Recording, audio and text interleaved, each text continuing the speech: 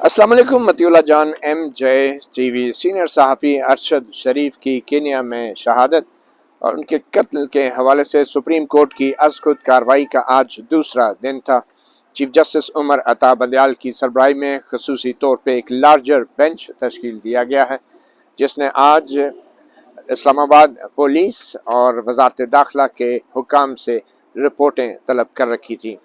कल supreme court ने हुक्म दिया था कि अरशद शरीफ के केन्या में होने वाले कत्ल पर FIR फौरी तौर पर दर्ज की जाए, जो दर्ज कर दी गई। पुलिस की मदईयत में कत्ल की FIR दर्ज हुई और उसके बाद सुप्रीम कोर्ट ने वो रिपोर्ट भी मंगवाई थी जो फैक्ट फाइंडिंग रिपोर्ट वजारत दाखिला और पाकिस्तान के इंटेलिजेंस ब्यूरो के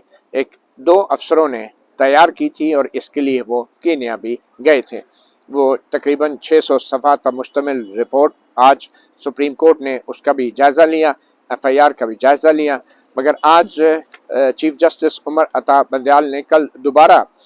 तलब किया है वफाकी हुकूमत के नुमाइंदे additional attorney general Aamir Rahman को, और उनसे नाम पूछे हैं उस खसूसी जॉइंट इन्वेस्टिगेशन टीम के जो कि additional attorney general Aamir Rahman ने बताया था कि हुकूमत तश्कील दे रही है, वो जो स्पेशल जॉइंट इन्वेस्टिगेशन टीम है। और इस दौरान जो सबसे अहम आज की कार्रवाई का हिस्सा था वो शहीद सीनियर सहाफ़ी अरशद शरीफ की वालिदा मोहतरमा जो हैं उनकी ज़ाती पेशी थी। वो व्हील चेयर पर इस्लामाबाद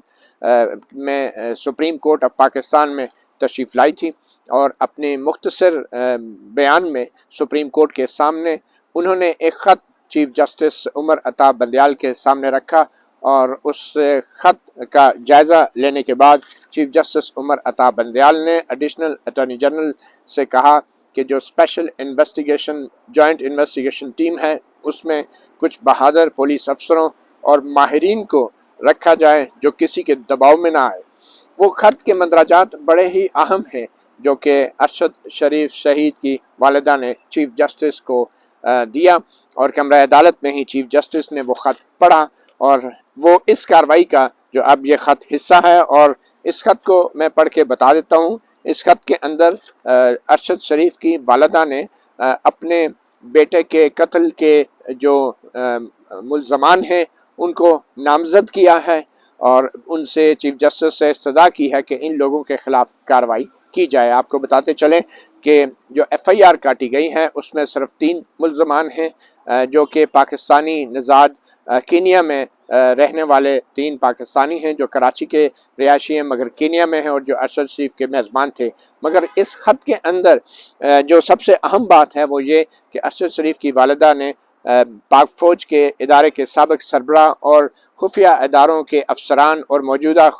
ISI के सरबराह का भी नाम लिया है और कहा है कि इन लोगों के ऊपर उनका शक जाता है। इस ख़त के मंदराजात मैं पढ़ देता हूँ और इस ख़त के पेश होने के बाद चीफ जस्टिस उमर अता बंदयाल ने उनकी वालिदा को कहा कि आप अपना मौक़िफ़ जो है अब इस FIR के दर्ज होने के बाद जो मुतल्लिका पुलिस हकाम हैं या जो JIT तश्कील दी जाएगी उसके सामने आप पेश कर सकते हैं। ये 3 सफ़हात पर मुश्तमिल ख़त हैं जो कि सुप्रीम कोर्ट में अरशद शरीफ की वालिदा मोहतरमा ने दिया है और इस पे उनके बाकायदा दस्तखत भी मौजूद हैं। इस ख़त के अंदर जो सबसे अहम नुक्ता है उन्होंने कहा है कि मैं general retired Qamar Javed Bajwa, lieutenant general Nadeem Anjum, major general Faisal Naseer, brigadier Mohammad Shafiq Malik, brigadier Faheem Raza, colonel Rizwan, colonel Noman, Waqar Ahmed, Khurram Ahmed व दीगर को इस FIR में नामज़द करती हूँ क्योंकि इन्होंने targeted, premeditated, planned and calculated murder of my son Arshad Sharif ये उसमें मुलव्वस हैं। तो ये इल्ज़ाम इन हसास अदारे के आला अफसरान पर लगाया है और कहा है कि उन्होंने बाकायदा सोचे समझे मंसूबे के तहत पहले से तयशुदा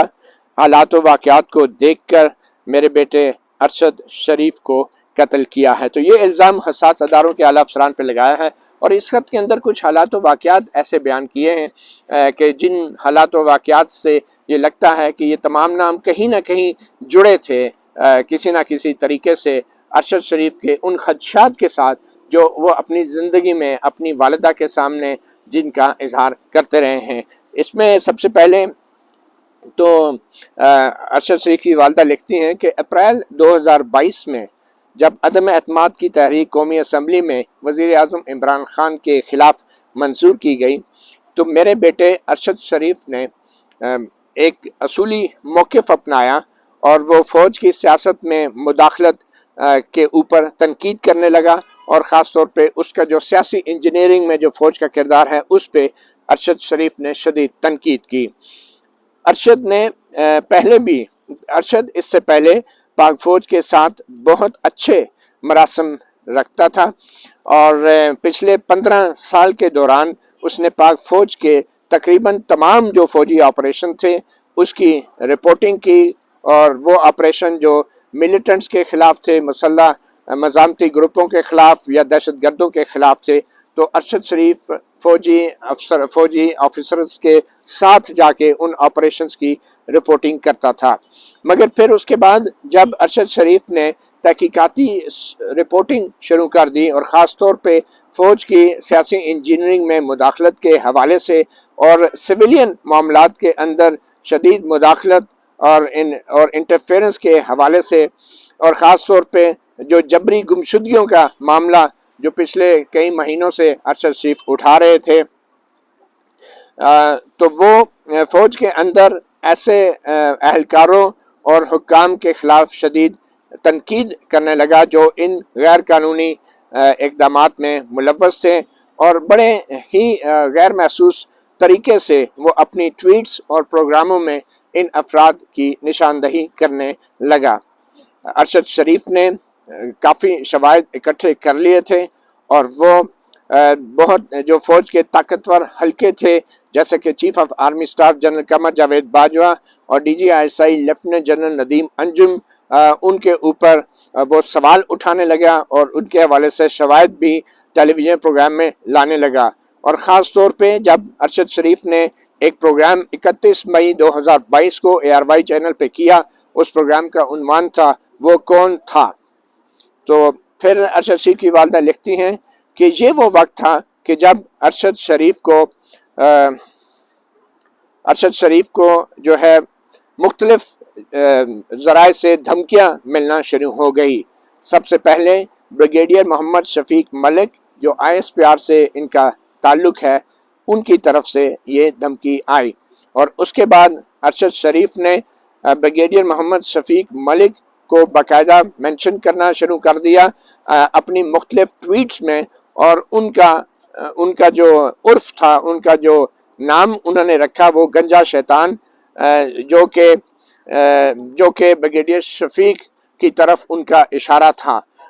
تو وہ نام لیے بغیر گنجا شیطان کے نام سے ٹویٹس کرنا شروع ہو گیا۔ اور بعد میں پھر بریگیڈیئر فہیم رضا جو آئی ایس آئی کے ہیں، ان کی طرف سے بھی دھمکیاں ملی، اور بریگیڈیئر فہیم رضا نے تو انہیں آئی ایس آئی کے سیکٹر ہیڈ کوارٹر اسلام آباد میں بلایا بھی، اور پھر پیغام دیا major general Faisal Naseer D G C I S I کا۔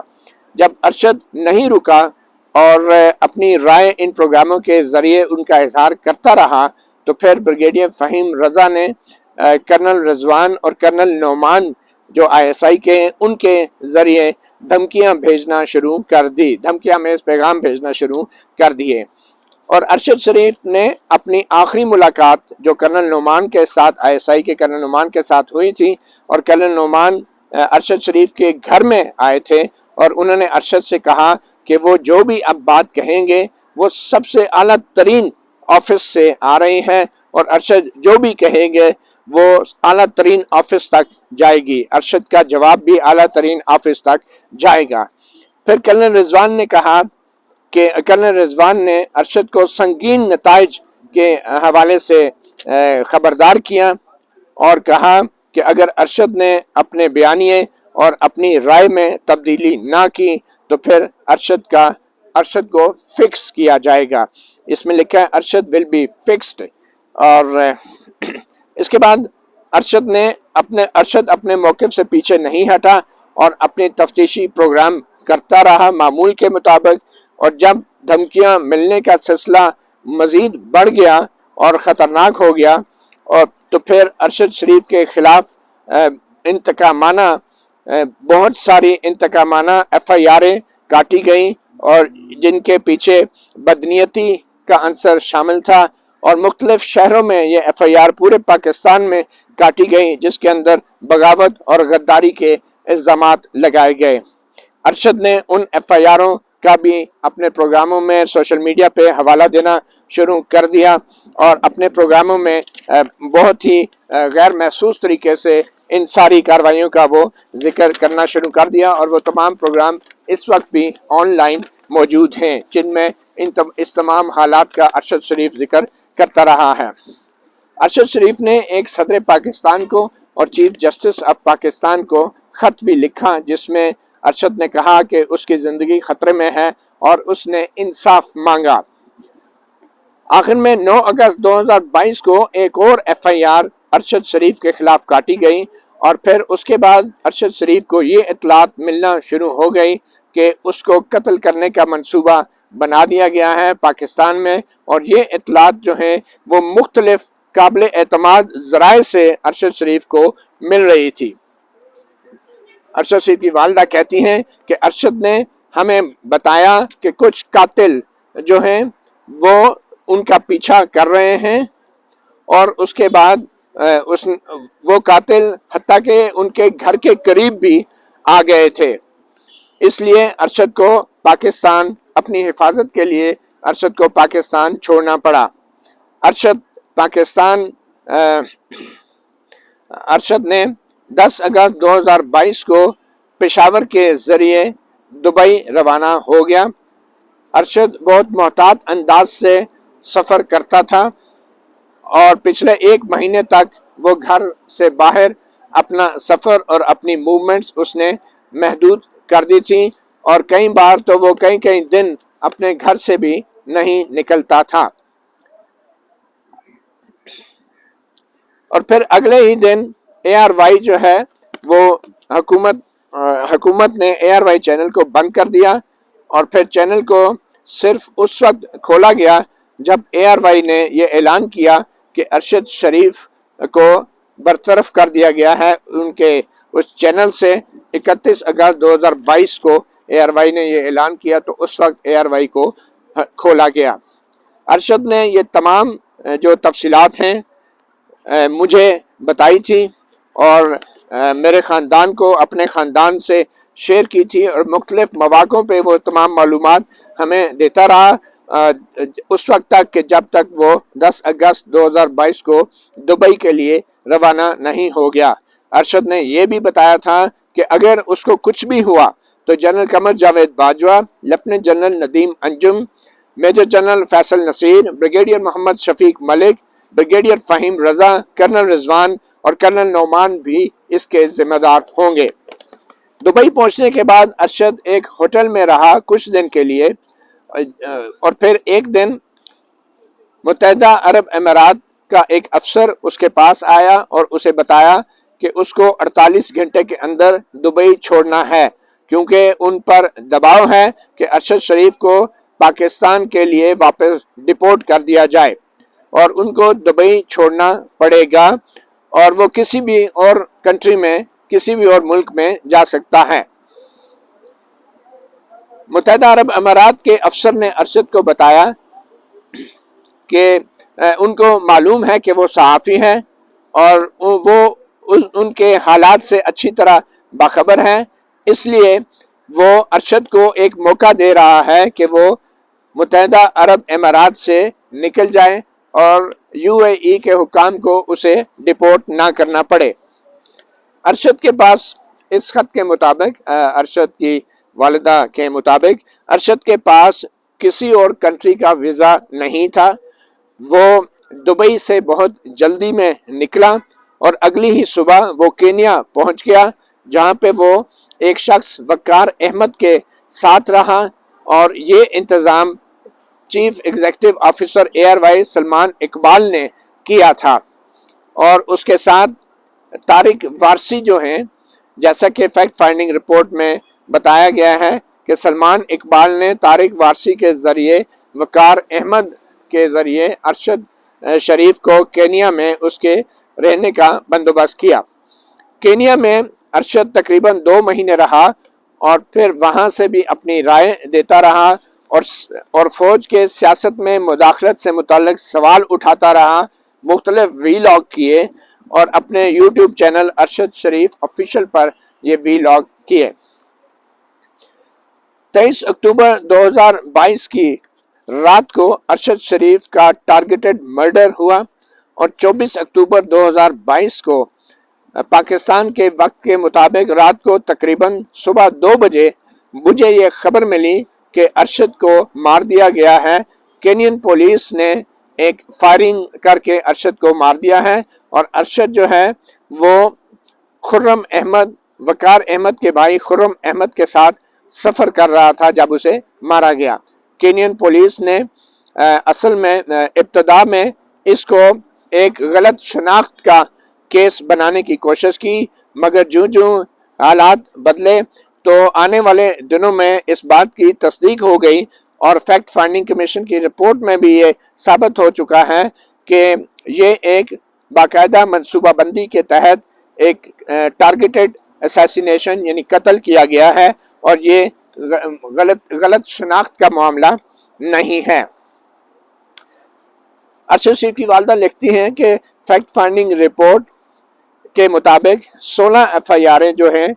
वो अरशद शरीफ के खिलाफ काटी गई और उनमें से सिर्फ 2 FIR के जो मुद्दई हैं वो फैक्ट फाइंडिंग टीम के सामने पेश हुए हैं और जो एक मुद्दई जो मेमन गोट में रजिस्टर्ड